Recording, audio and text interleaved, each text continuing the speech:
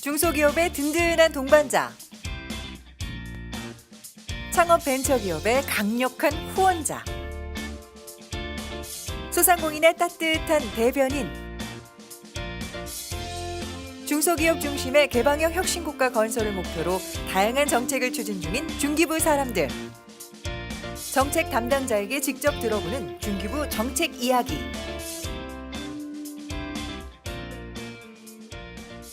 지역경제 발전을 위해 소상공인 그리고 중소벤처기업과 적극적으로 소통하는 곳이 있는데요. 오늘은 현장 맞춤형 대책을 실현하는 서울지방 중소벤처기업청으로 가보겠습니다. 알면 힘이 되고 들어두면 길이 보이는 인터뷰 지금 시작합니다.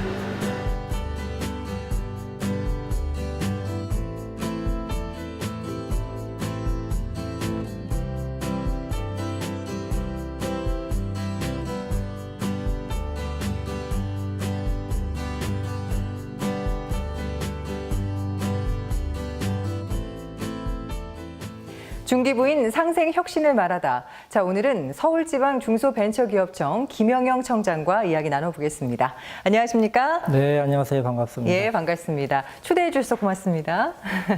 자, 먼저 중소벤처기업청, 서울 지역에 있는 곳인데요. 어떤 역할을 하는 곳인지 일단 간단하게 소개 부탁드립니다. 네, 저희 그 중소벤처기업부에 지방청이 12개가 있습니다. 네.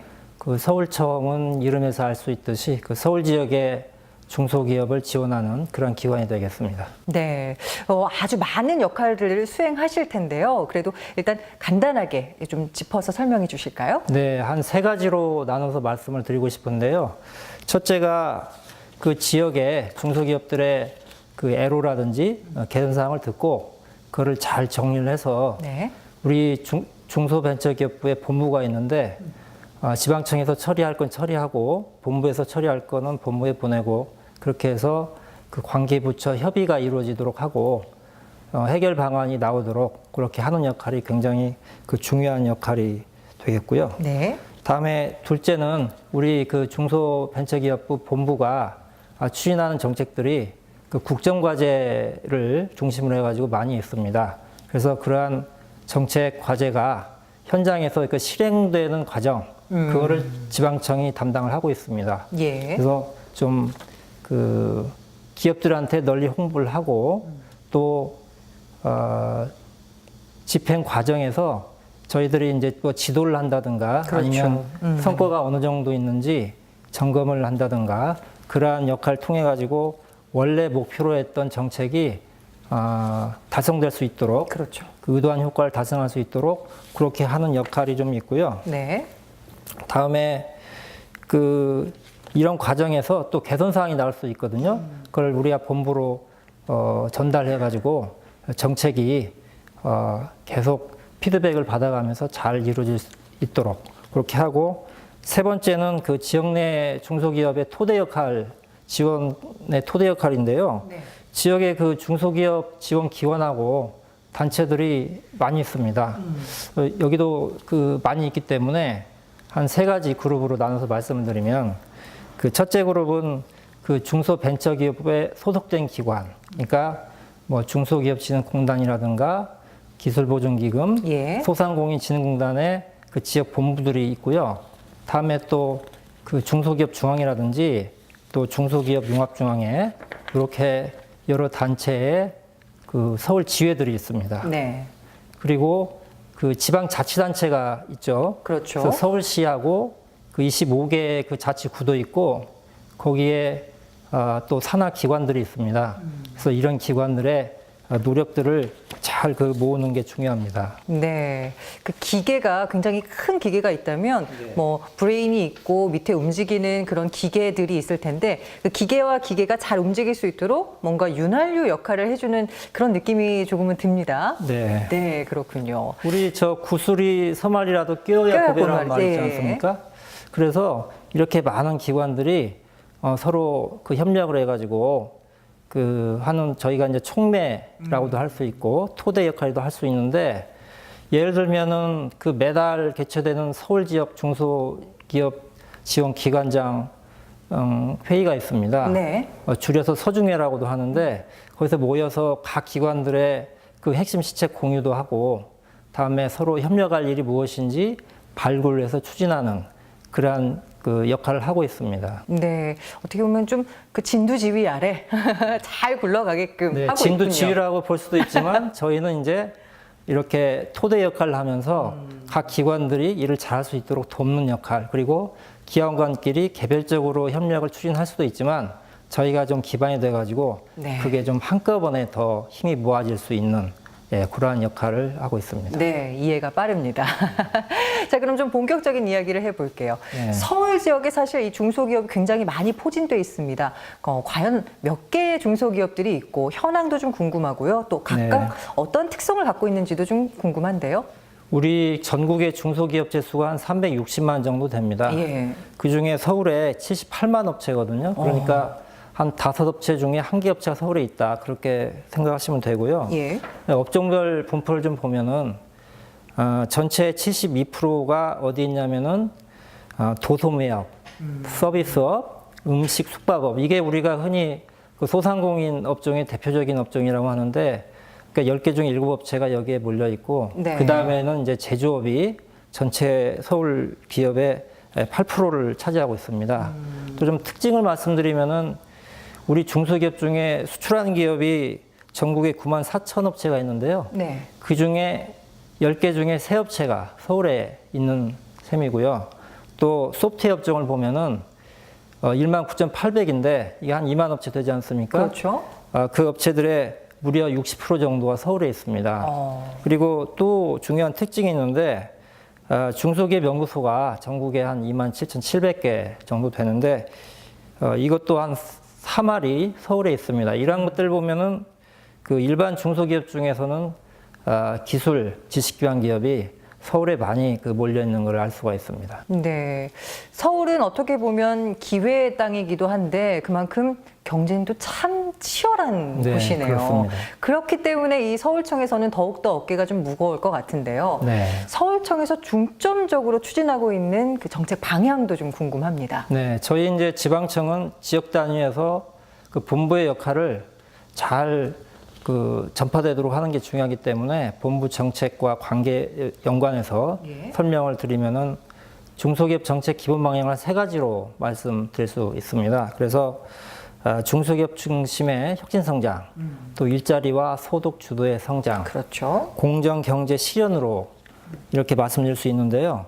또 이 셋을 좀 연결을 하면은 기술이나 지식을 기반으로 한 그 혁신 기업이 많이 창업되고 예. 또 창업된 기업하고 기존 기업이 성장하면서 좋은 일자리를 많이 만들어내는 것이라도 할 수 있고요.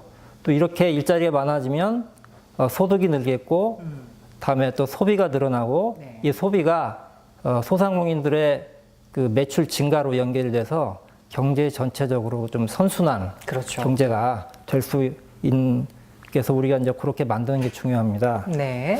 그래서 기본 방향 그렇고요. 다음에 정책 분야별로 좀 말씀을 드리면은 서울의 특징이 전국 어느 지역보다 대학이나 연구기관 많고 아까 또 중소기업 연구소가 많이 있다고 말씀을 예. 드렸고요.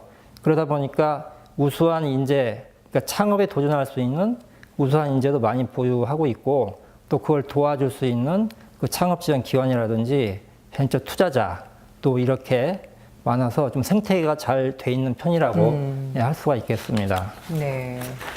그래서 그 서울에 창업 지원 기관들이 좀 많이 있는데 창업 선도대학 같은 경우는 10개가 있고요. 예. 또 창업 부약 패키지 지원 사업이라고 그 한 3년에서 7년 차 기업을 지원하는 사업이 있습니다. 그거는 7개가 있고 앞에 말씀드렸던 창업선도대학은 3년 이내를 지원하는 것이고요. 예. 그래서 이 2개 사업이 서로 연결이 돼 있고요. 다음에 창업보육센터라든지 엑셀러레이터도 엑셀러레이터 같은 경우는 한 61개가 있고 이렇게 많이 있습니다. 또 아까 말씀드렸던 우리 중기부 소속의 기술보증기관이라든지 또 중소지능공단들이 있는데 이 기관들끼리 아까 제가 협력을 강조했지 않습니까? 그렇죠. 그래서 같이 좀 창업을 위해 가지고 그 협력하는 게 중요한데 몇 가지 좀 사례를 말씀을 드리겠습니다. 네, 그럼 더 이해가 편할 것 같습니다. 그 창업 선도대학들이 있는데요. 네. 거기 공동으로 그 글로벌 엑셀러레이팅 프로그램이라고 해외 아주 유명한 우수한 그 엑셀러레이터이 있는데 여기에 지원을 받을 수 있도록 네. 공동으로 프로그램을 진행하고 있고요. 또 그 창업 도약 패키지 주관기관에서 우수한 창업자를 뽑아야 성과가 날 수 있잖아요. 그래서 네. 그 스카우터 제도를 운영하고 있습니다. 그래서 그 스카우터들하고 다음에 우리 중소기업진흥공단이나 그 기술보존기금에 좋은 기업을 많이 지원하고 있는데 그 기업들하고 스카우터들이 좀 만나게 해서 우수한 기업이 선정될 수 있도록 그렇게 하고 있습니다. 네, 그 주요 기관의 역할들을 잘 파악하고 있다가 잘 매칭을 해주는 그런 느낌도 들어요. 근데 이게 굉장히 중요하다는 역할이 생각이 평소에 들고요. 소통이 좀 중요하기 때문에 그럼요. 저희들이 이렇게 공공기관들끼리도 예. 만날 수 있도록 하지만 또 민간의 뭐 대기업이라든지 네. 민간에서 많은 기관들이 많거든요. 그래서 그 기관들하고 우리 이제 공공영역의 기관들끼리도 만나서 프로그램을 공유하는 거를 저희 서울지방청에서 1년에 수차례씩 그런 기회를 마련하고 있습니다. 굉장히 바쁘시겠군요. 알겠습니다. 자, 그러면 그 소상공인의 경우도 좀 살펴볼까요? 예, 소상공인 같은 경우에는 어떤 정책 방향으로 지금 추진하고 계시는지요? 소상공인의 경우에 최근 한 1년을 보면은 그 범정부적인 대책을 4차례를 예, 맞아요. 수립을 해가지고 추진을 하고 있습니다. 그래서 일자리 안정자금 지원이라든지 뭐 세제 지원, 카드 수수료 완화, 또 법령상의 그 임대차 인상률이 있거든요. 네. 상한이 있거든요. 인상률 상한. 그걸 인하하는 거, 또 정책자금 융자 확대 같이 좀 그 여러 가지 내용이 담겨 있는데 이게 경영 부담을 완화해 주는 것도 중요하지만 현장에 있는 많은 소상공인분들이 또 말씀하시는 게 비용을 좀 감당할 수 있는 경쟁력이 중요하다. 그래서 경쟁력을 올릴 수 있는 그런 지원을 해달라 이렇게 네. 말씀을 하십니다. 예. 그런데 우리 잘 아시다시피 소상공인들이 좀 숫자가 많지 않습니까? 네. 그래서 서울에 65만 개 업체가 있어요. 숫자는 많고 다음에 경제력 향상이 중요하고 그래서 이 두 가지를 좀 연결을 해서 생각을 하면 그 조직화가 그 소상공인들의 어떤 경쟁력 향상을 위한 좀 좋은 대안으로 생각이 됩니다. 협동조합 같은 것도 네, 예, 네. 한 가지 방법이 될 수 있겠고요. 네, 우리 잘 알고 계시는데요. 네. 그 협동조합이 조직화의 가장 대표적인 수단이라고 할 수가 있습니다. 예, 또 그쪽 방향으로 추진을 또 하고 계시고. 네, 그래서 좀 설명을 좀 그 소상공인 협동조합에 대해서 제가 좀 설명을 추가로 드리면 예. 그 공동으로 하는 사업이 원자재를 공동으로 구매한다든지 아니면 물류를 같이 활용한다든지 시설도 같이 활용하고 다음에 공동 홍보라든가 아니면 제품 판매가 제일 마지막에서 중요하잖아요. 그렇죠. 그래서 그 웹사이트 구축, 판매용 웹사이트 구축 그러한 공동 사업을 열심히 하고 계시고요. 제가 협동조합들을 좀 다녀보고 있습니다. 최근에 갔다 온 데가 그 와플 조합이라든지 네. 뭐 축산조합, 디지털 인쇄조합, 또 온라인 판매조합 이렇게 방문을 해보니까 아주 활발하게들 그 노력을 하고 계셨습니다. 예, 아주 다행이군요. 어떻게 보면 정말 그 상생이라는 단어가 잘 어울리는 그런 사람들이 아닌가 싶어요. 근데 또 이렇게 조합 내에 여러 업체들이 그 협동을 하려고 협동조합을 만들었는데 조합이 소상공인 협동조합이 서울에 한 330개가 있거든요. 그러다 보니까 조합들끼리의 그 협력도 중요합니다. 그래서 그 소상공인 그 협업단이라는 게 있습니다. 네. 그래서 저와 담당 직원들이 그 협업단 활동에도 참여하고 또 필요한 비용도 조합에 지원하는 그것도 있고 우리 협업단에 지원하는 것도 있고 그렇게 지원을 하고 있습니다. 네. 그러면 그 전통시장의 경우에는 또 어떤 방향으로 추진을 하고 계신지 궁금한데요. 우리 그 전통시장은 일단 그 고객이 가고 싶은 시장으로 만드는 거 맞습니다. 이게 가장 중요할 텐데요. 그 시장의 특성을 좀 봐가지고 글로벌 명품 시장, 문화 관광형 시장, 첫걸음 시장과 같이 유형을 좀 나눠가지고 지원을 하고 있습니다.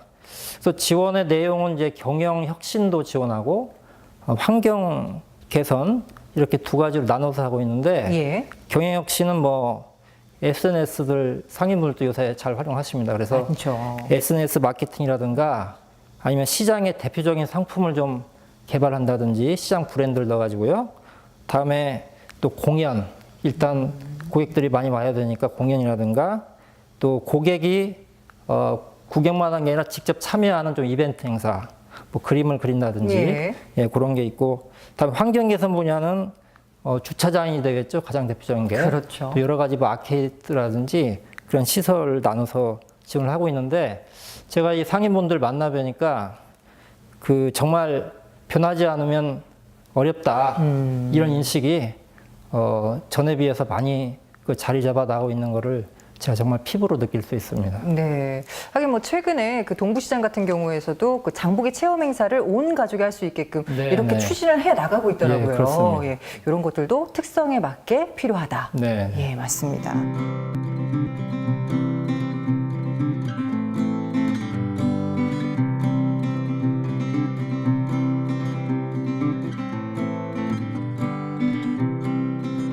자, 그래요. 자, 지금까지는 어떻게 보면 좀 포괄적인 정책 이야기를 해봤습니다. 네. 자, 그렇다면 이번에는 서울청에서만 좀 자체적으로 특성에 맞게 그렇게 고려해서 하는 정책들은 어떤 것들이 있는지 또 설명해 주시면 좋을 것 같은데요. 네. 제가 아까 이제 서울 지역의 그 중소기업 특성에 대해서 말씀을 드렸는데, 해주셨죠? 뭐 대기업, 중견기업 역시 많이 있습니다. 네. 그런데 요새 이제 대기업, 중견기업도 그 어떤 성장의 동력을 내부만으로는 부족하기 때문에 외부에서 찾는 그런 흐름이 있습니다. 그래서 좀 같이 협력할 수 있는 중소기업을 찾고자 하는 대기업, 중견기업들이 많이 있고, 중소기업 역시 마찬가지 입장인데, 이 자기 기업의 그 수준에 맞고 필요에 맞는 기업이 어디 있는지를 잘 모릅니다. 그래서 네.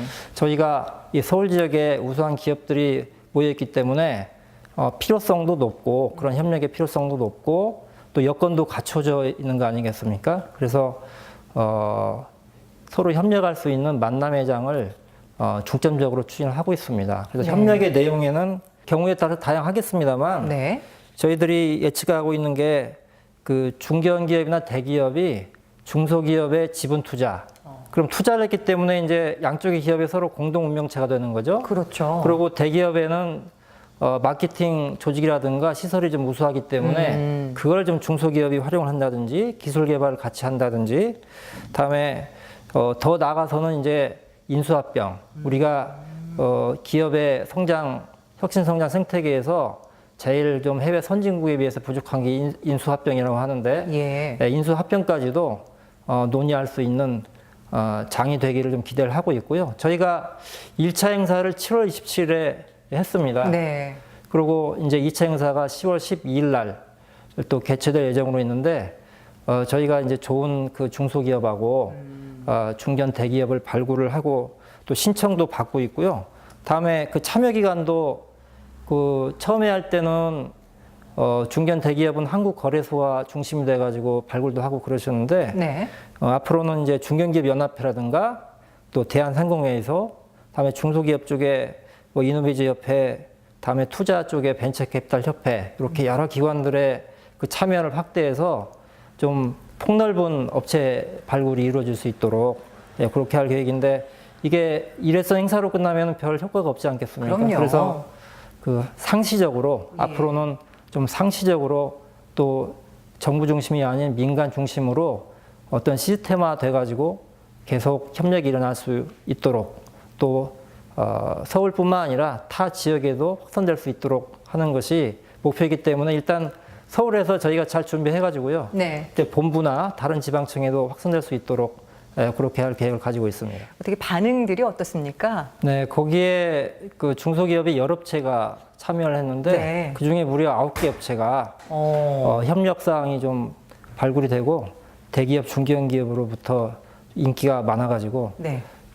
협력을 어떤 걸 할지에 대해서 구체적인 방안을 논의를 하고 있는 중입니다.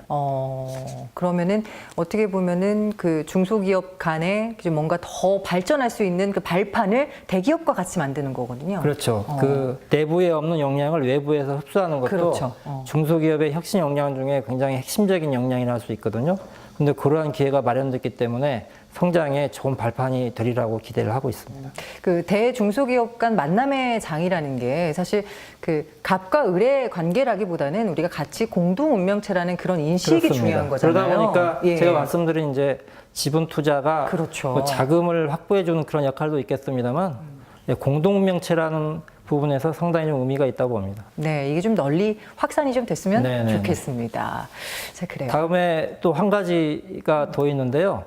우리가 그 1인 창조기업이라고 네. 있는데 그 1인 창조기업들의 초기에 사업 공간도 부족하지만 또 주거 공간도 부족합니다. 특히 청년 창업자들이기 때문에 주거가 굉장히 중요하고 다음에 서울이 또 주거 비용이 높지 않습니까? 그래서 비싸죠. 사업 공간을 지원하는 그 사업은 좀 여러 개 있지만 주거 공간을 지원하는 사업이 없는데 서울시 소속으로 그 서울도시공사가 있습니다. 네. 그래서 거기서 하는 사업이 청년 임대 주택 사업이 있는데 저희가 그 구하고 6개 구가 해당이 되고요. 다음에 서울도시공사, 서울지방청 그렇게 힘을 모아가지고 서울도시공사는 좀 주택을 제공하고요. 구하고 서울지방청은 그 기업들의 입주한 기업 창업자들의 그 사업을 같은. 도와주는 사업을. 네, 그런 그 도전숙 사업을 하고 있는데 앞으로 계속 확대해 나갈 계획입니다. 네, 기대를 해 보겠습니다. 자, 지금까지 정말 많은 정책을 수립하고 또 행하려고 많이 노력들을 하셨을 거예요. 근데 네. 이 서울이라는 지역이 정말 특성상 최일선에 있지 않습니까? 네. 그러면서 좀 많은 시행착오도 있으셨을 것 같고 또 네. 느끼는 바가 남다르실 것 같은데 어떻습니까? 좀 설명해 주시죠. 그 제가 이게 지방청에서 근무하면서 예. 느끼는 게 이제 그것도 한 두 가지로 좀 네. 나눠서 말씀을 드리는데요. 수출하고 기술 개발 이게 서울 지역의 중소기업들에 대해서 아주 주력 뭐 다른 지역도 그럴 수 있습니다만 특히 서울 지역은 그 부분이 중요하다 이렇게 느꼈고요. 기술 개발을 잘 해도 그 결과물이 국내에서만 판매되고 해외에 나가지 않으면 국내에서의 어떤 제로섬 게임이 될 수 있거든요. 네. 그래서 기술 개발 지원 대상 업체를 선정할 때는 좀 수출을 잘할 수 있는 업체인지도 봐야 되고, 다음에 수출 기업도 기술 개발에 바탕 없이 그 일회성이 아니고 지속적으로 수출하기가 굉장히 어렵습니다. 그래서 양 사업이 연결되는 게 중요하고요. 저희가 두 가지 사업을 지방에서 어떤 그 업체 선정 과정이라든지 네. 또 이제 현장 집행에 대한 지도라든지 다음에 성과 점검 그런 역할을 하고 있기 때문에 서로 양 사업의 시너지 효과가 나타날 수 있도록 또 우수업체가 발굴이 돼서 참여할 수 있도록 그렇게 노력을 하고 있습니다. 네. 또 두 번째로 말씀드리고 싶은 게 그 중소기업의 근본적인 경쟁력을 위해서는 역시 사람이 중요합니다. 그럼요. 근데 우리 그 중소기업이 안타깝게도 그렇게 인기 있는 직장이 아닙니다.